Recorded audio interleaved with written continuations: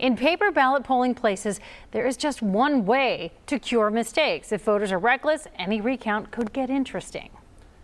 Ohio and Kentucky counties bought high-tech scanners that flag accidental marks and decide voter intent. But as reporter Larry Seward explains tonight, it's not foolproof.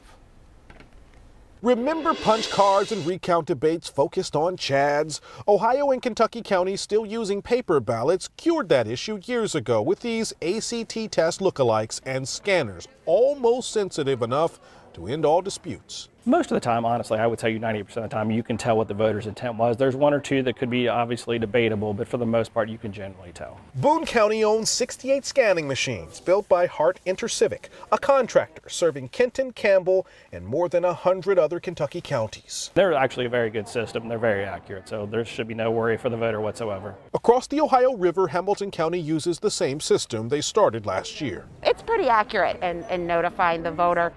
You've overvoted. You voted for more choices than this particular contest allows. Are you sure this is what you want to do? Verity Central identifies all voter intent issues with clear, color-coded flags. Hamilton County scanners eject and warn voters of mismarks on ballots. But Boone County Clerk Justin Krigler told us the onus is on his voters to see it. If they stray out of the line a little bit, it'll most likely still count. But if they stray far or they exit out and then circle another one, the machine will not read it, and that for that race will not count. Voters who want to start over are allowed to toss their spoiled ballots in secure boxes and try again. But not everyone does, and those decisions in any extremely close race could complicate recounts. If there is a physical recount where we have to go view each ballot, it could come into play, and if there is a debate on that, that would go in front of our board. That group, equal parts Republican and Democrat, votes to decide which ballot mark should count. Like any election, majority wins. In other places, boards examine just a sampling of ballots by hand to compare with findings from electronic results.